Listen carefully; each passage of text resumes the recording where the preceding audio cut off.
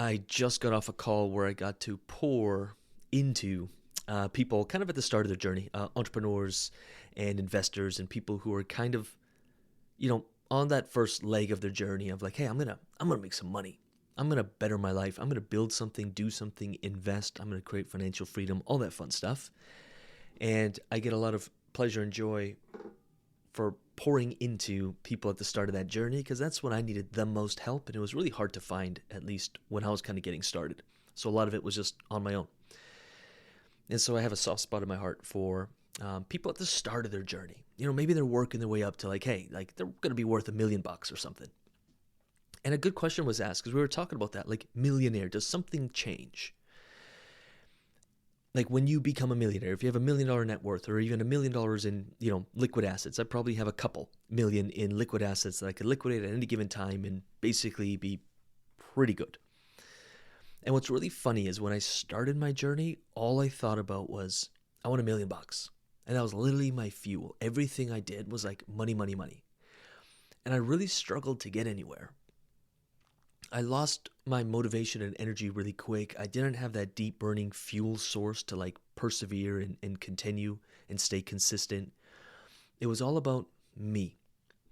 When I made it much less about that, I'm not saying it wasn't on my radar. I didn't track my financial situation, my investments, but when I made it less about that, and I simply made it, how can I help other people? That's when things really started taking off. I made that my obsession. I made it actually about two things. One, skill development. How can I get really, really good at something? Two, how can I help other people with that skill? And that can look like anything. It doesn't have to be in the kind of, in the internet or Web3 space even. It can just be like, how can I become a better employee? How can I develop my skills and become more effective at my job? Because you will get paid more. And if it's not at that job because the boss or the company doesn't value you, you'll find it somewhere else and another company will happily pay you more. If people focused a little bit more on not like, how do I make more income? How do I become a millionaire? How do I get money? Great, that's the byproduct we want. Perfect. But that's like stepping on the scale and hoping that the scale changes. It's like, no.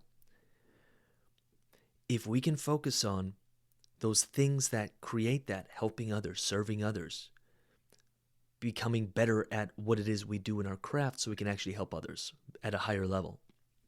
When I made it about that, I one day woke up, and I remember this day, and I was like, every month I kind of do my financials and I do my net worth and I check my investments, and I had over $1 million. And I was like, okay, that's kind of cool. And nothing really changed in my life. And since then, I've multiplied that. And it's like, well, nothing's really changed. I drive a nicer car and, I fly a little bit more and I stay in maybe nicer places. But like, other than the car, all that stuff doesn't bring me any joy. The car's a little different because it helps me connect kind of emotionally and spiritually. And to me, every time I drive, it's like an investment in me. But everything else, I'm kind of like, whatever. Bigger house, bigger walls, bigger this and that. But it's not the primary fuel. It's a byproduct of making really awesome decisions and increasing my skill set and helping other people and helping more people. But it's not like, okay, this is why I show up every day, because there's diminishing returns on it. Cool, you got one car, now you got two, now you got three. It's like, who cares?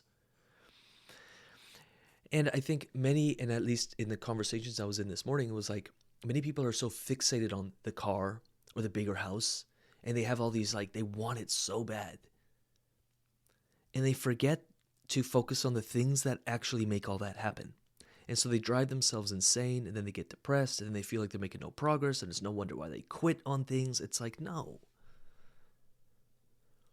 Get really good at something, help other people with it, and stay consistent with that.